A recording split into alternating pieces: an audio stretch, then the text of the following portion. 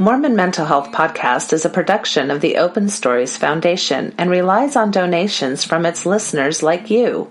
To help keep this podcast alive, please consider becoming a monthly subscriber. Any amount will make a difference. You can click the right-hand donate button on mormonmentalhealth.org.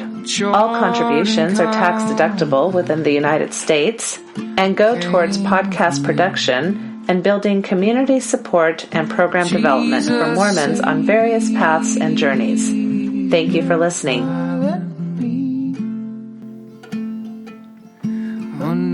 Hello, everybody. Today we're here talking about emotional intelligence with Lisa Butterworth, who is in Boise, Idaho, Allan Alexander, who is in San Diego, California, and moi, Natasha Helfer, who's here in Salt Lake City. Yeah, we're excited to talk about this topic. I don't think we have a lot of groups that deal with emotional intelligence for men. I think we have a lot of anger management groups. Right. Anger tends to be the most socially acceptable way for men to express emotions. And there's times when anger is completely appropriate, like righteous anger and indignation and things like that. But if it's the go-to emotion, then that really tells us that the actual underlying emotion is being frustrated and not expressed. And, you're basically just building up enough emotional pressure that, you pop your top and it comes out as anger. And figuring that out is essential because society doesn't really, promote or encourage men to, have deeper conversations around their emotions. Well, and I already love that, it's kind of interesting that for the men, people who've been socialized as men, we're having kind of an emotional muscle group. For people who've been socialized as women, we're actually having like an all-out feminist rage group. Because I think, in society, people who've been socialized as men tend to have a lot of permission to show up in angry ways and aggressive ways. And sometimes that leads to a lot of relational issues, which is why we have a lot of anger management groups that tend to kind of orient around men.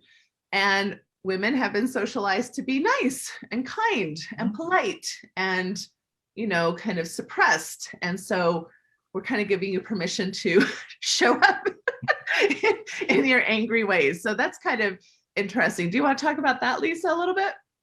Yeah, I feel like that it kind of cuts in two directions, because there are definitely women who show up that like they've never felt any permission. Well, all the women who show up never felt any permission to express their rage, but there are women who show up who have like not really tapped into the rage, and suddenly here it is, and there's all this rage and they have no idea what to do with it.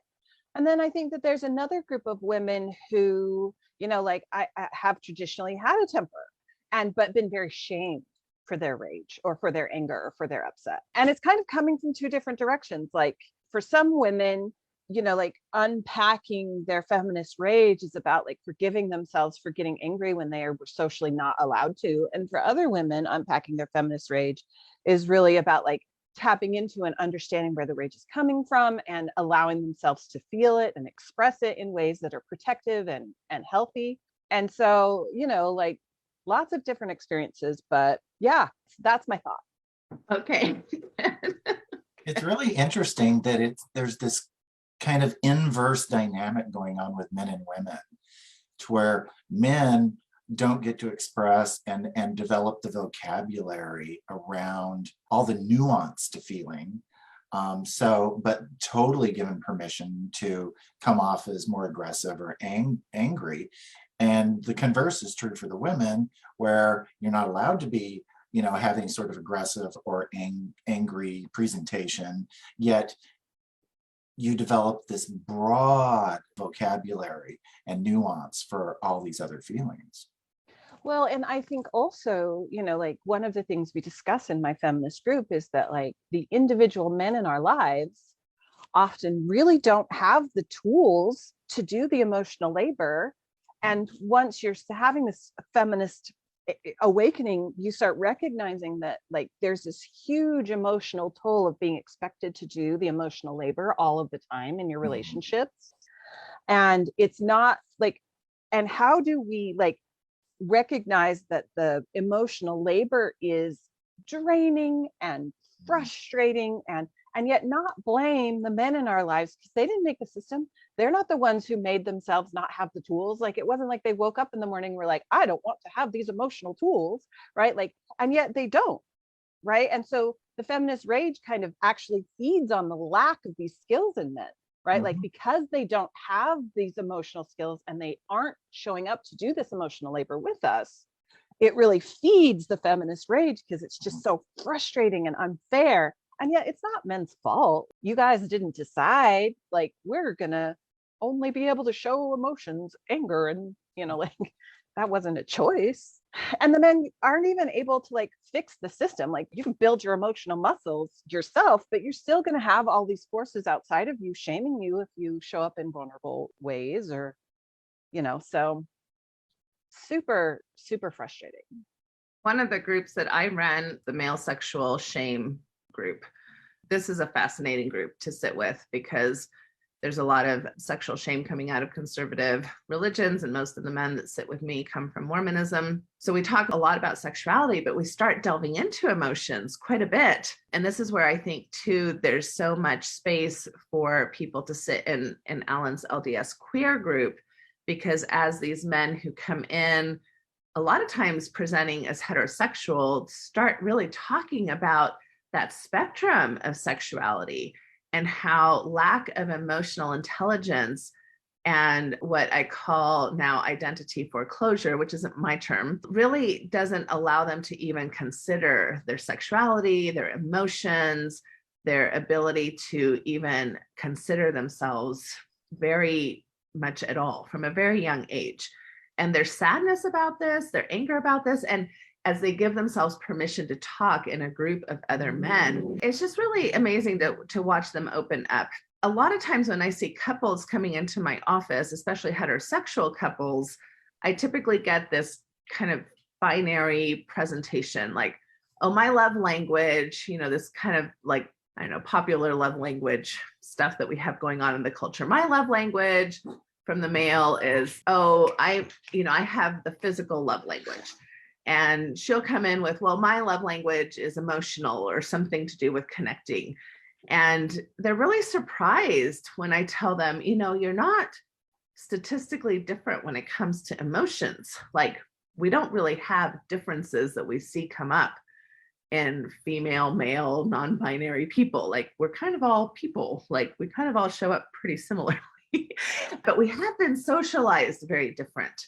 And this is where the differences come up. And so then how we deal with our emotions, how we communicate our emotions, how we feel emotionally congruent, and how we feel emotionally soothed, that can show up really different. Because if the only way I've been able to express my emotion is physically, like as a little boy, because crying wasn't okay, or talking wasn't okay, or showing, a weakness wasn't okay.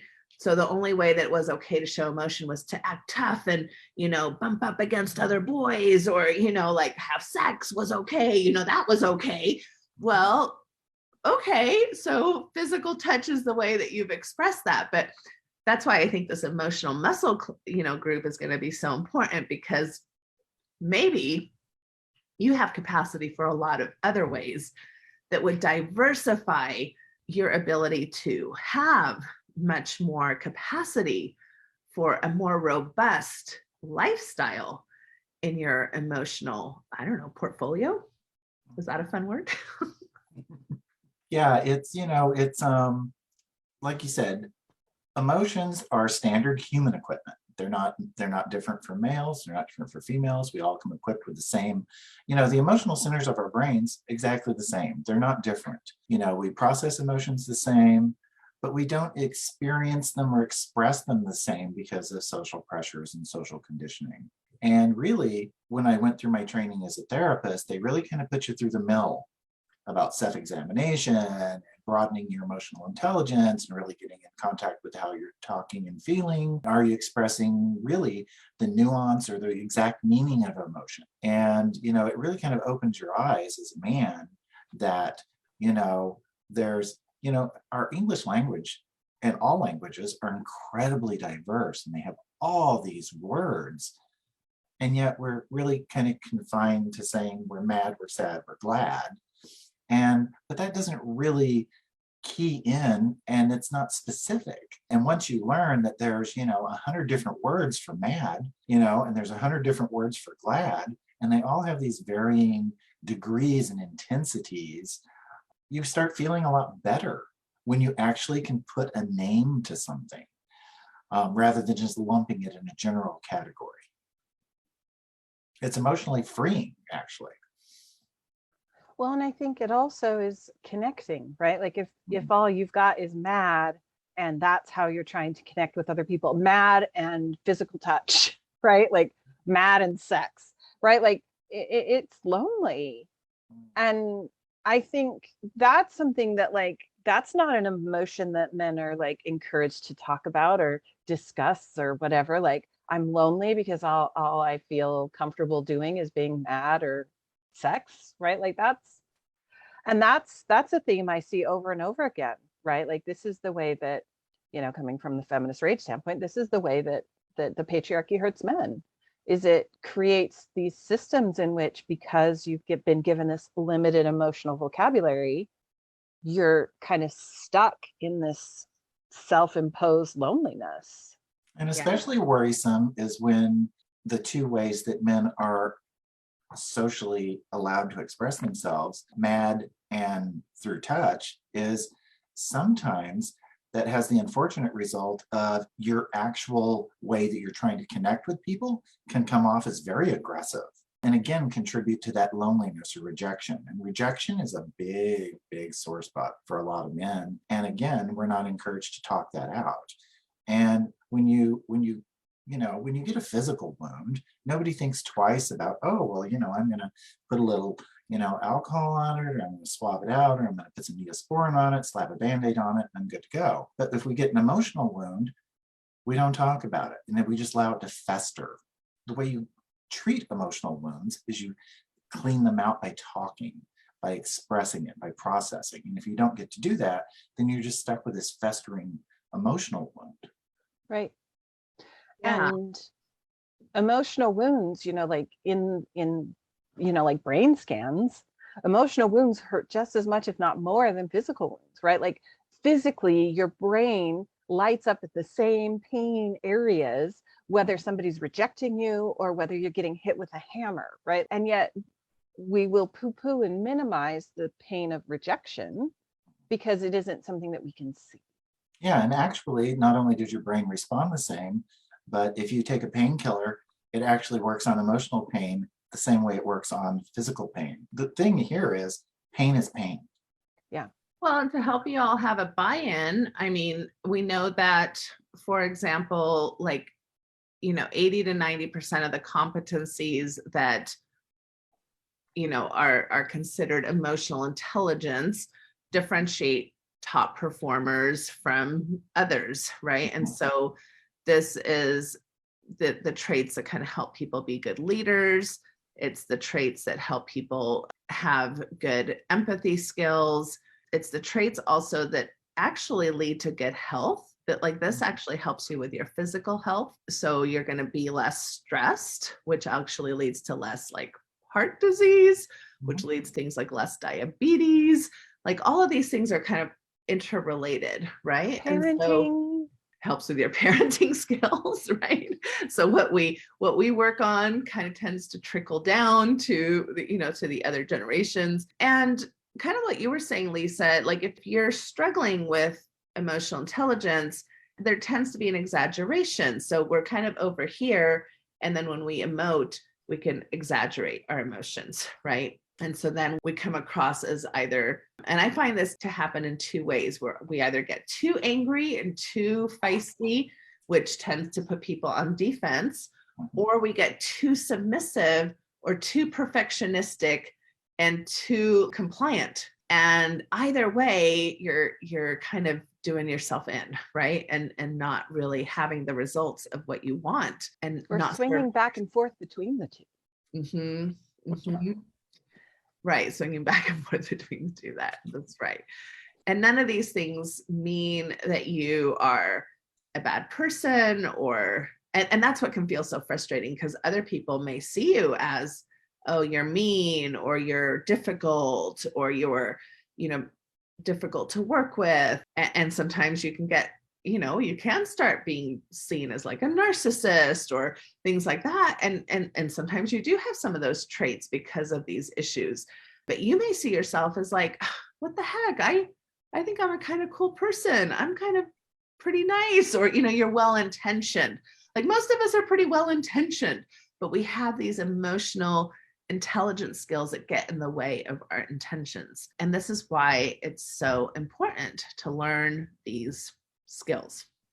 Yeah, and I think that that's a good framing too, because I think sometimes when we talk about intelligence, we think in terms of like a fixed mindset, like either you have it or you don't, right? And that's not true at all, right? Like emotional intelligence is something you can learn, and it's skill-based. And if you learn the skills, then you will improve in these areas, and you will be able to create more connection and be less lonely and express your anger in ways that feel more in line with your values, right? Like you can learn to do this, but it does take buy-in, right? Like it takes you having to show up and being willing to challenge your perception of yourself sometimes, because that can be really hard. Your intentions and perception of yourself doesn't line up with other people's perception of you, or if you're getting feedback that like it can be really hard to like open yourself up to the idea that like, oh, like I can let go of the perfectionism, and I can let go of, like the grandiosity or feeling like I'm right. And I can learn how to connect with people in a way that's going to feel far more fulfilling than being right or being perfect ever felt. Well, and that's exactly why, I'm calling that group Building Emotional Muscle, because it is like a muscle. If you don't exercise a muscle, it's atrophied. I had knee surgery one time and my leg had to be immobilized for 3 months. And the first day at physical therapy, when the cast is off and I'm starting to try and get strength back in it, my leg was just like jello. And it took a while to really put some tone back into it and then build the strength. And it's the same thing with our emotions. If you don't use them, they're atrophied, but the more you use them, the stronger and the easier it gets. So, and it can really open up and get rid of a lot of that coming from an area of frustration and anger, because I don't have the words, and why aren't you understanding me? And I've already told you, but you keep saying the same thing over and over again with a limited vocabulary. And the more precise you can be, the easier it is to communicate, and the better people understand you and understand you're not that angry person. And if you can move out of the protective emotions like anger and into some of the vulnerable emotions, right, which is vulnerable and scary, right? Like being angry is really safe in some ways, because you've got your walls up, you've got your weapons out, like, but that doesn't create connection again. No, and for a lot of men, it stops people from finding out that I have inadequate words, and it's really kind of diminishing, and nobody likes to admit their inadequacies. And so in order to not have to get into that area of I'm feeling inadequate here, I feel like I don't have the skills, then if I just put up my usual bluster and anger, then that's really protective. And so in a weird way, I don't want to be mad at anger. It serves a purpose, but if it's the go-to, then it's overused. It's like exercising one arm but not exercising the rest of your body, and you end up with this Popeye arm, and the rest of your body is completely out of proportion to it. So it's about bringing balance to your emotional vocabulary and your emotional intelligence. Yeah, I actually use that metaphor quite often with clients when I'm trying to teach about, like we're very frequently well versed in moving through the world with shame language and from a shame stance, and and I feel like that's a strong muscle. Like and I think of it as like when I use shame language and when I come from this shame stance and this insecurity stance and this, like from this place of like feeling like I have to earn worthiness, I feel like it's sort of like we've been living our whole lives with our left hand. Like you can get a lot done with your left hand, and if you've used it a lot, you can get quite skilled at it. But you have this way of moving through the world with a broader emotional vocabulary without, coming from the shame place and from this insecurity place. You're capable of it. It's like your right hand has been tied behind your back your whole life, and you've been using your left hand to do everything. And you can do it fast and easier with your left hand because you practiced it a lot.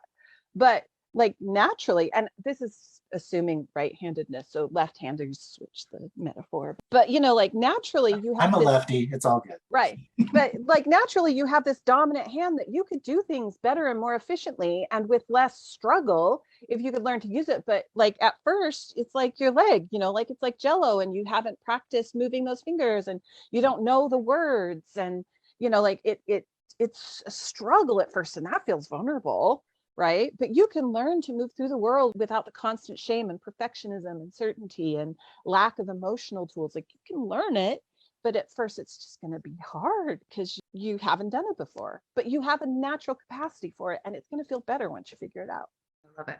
Yeah, I try to remind people we're not really born with emotional intelligence. It's a skill we develop, and it's not space you get to. It's an ongoing journey. So it's something that we continue to practice and hopefully get better and better at. And it is something that you do come with some privilege on, meaning that if you have a system that was more emotionally intelligent, you're in an advantage, right? So if you had a family or a culture or a system that was more emotionally intelligent, they probably passed along some of those skills. So if you didn't have some of those things, you're at a disadvantage. And that's okay. That's just the reality of the world.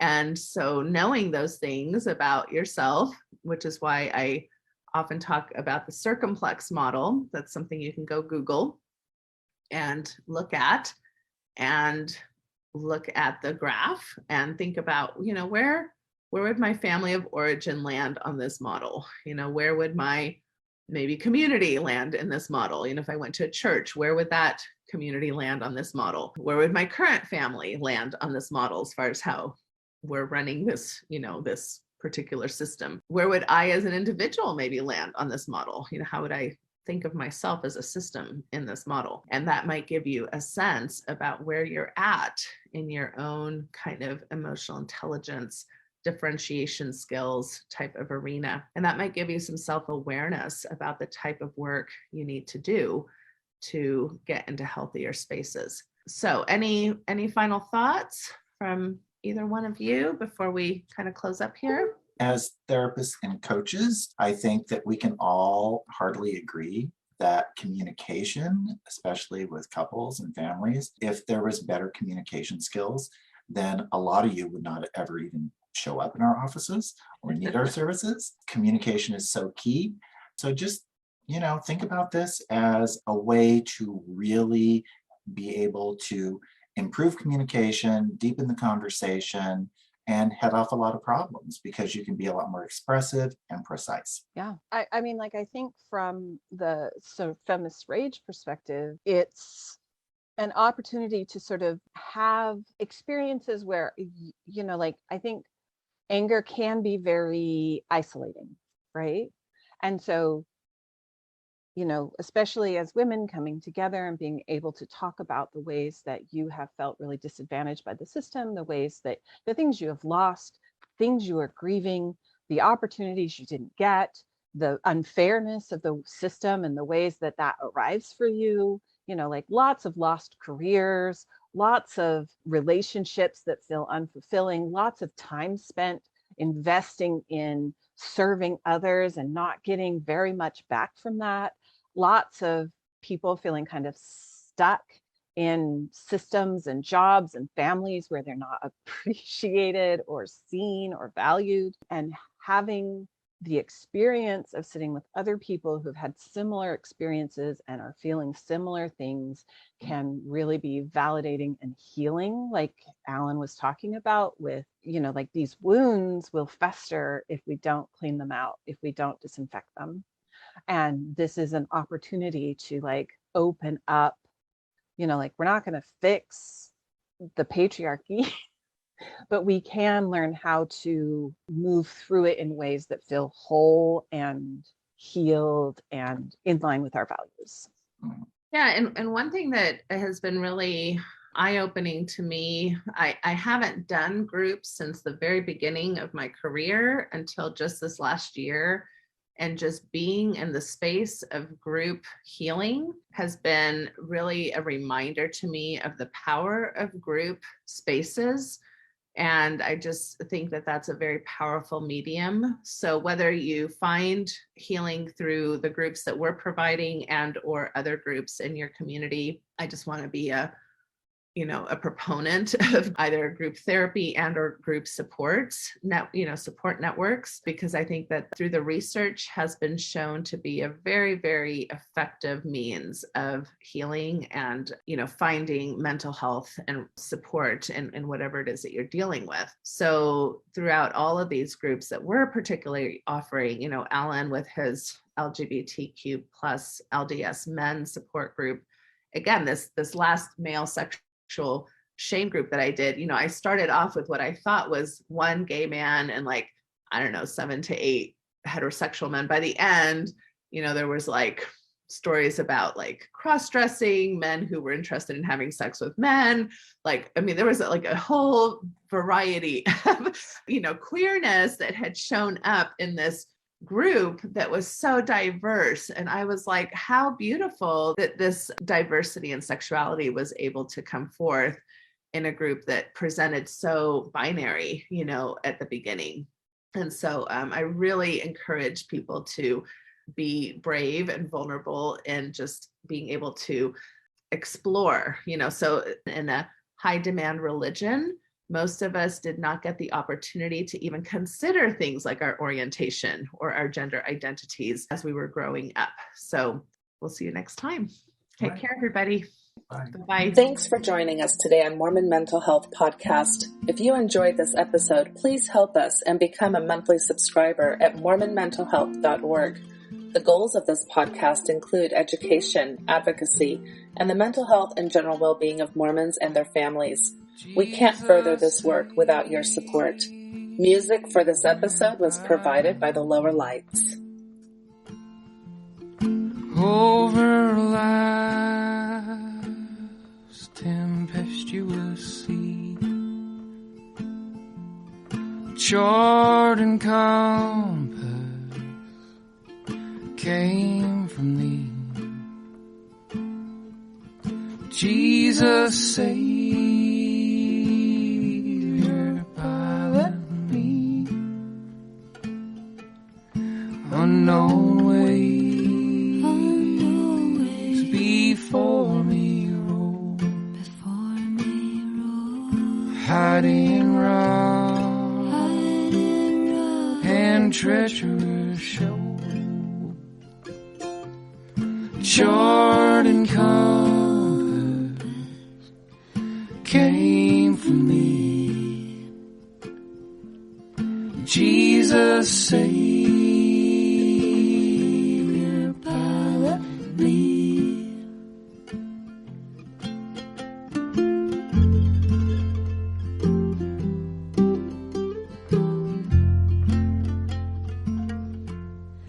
As a mother stills her child, thou canst hush the ocean wild, wondrous sovereign of the sea. Jesus Savior, pilot me. Boisterous wave, obey thou will. say to them, be still, wondrous sovereign of the sea, Jesus Savior, pilot me.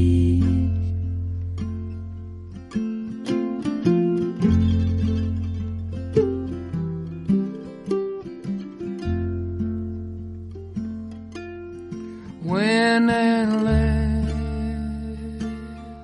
I near the shore and the fearful breakers roar, may I hear thee say to me,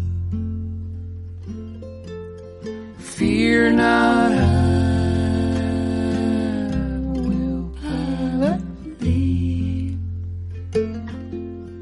twixt me and the peaceful rest,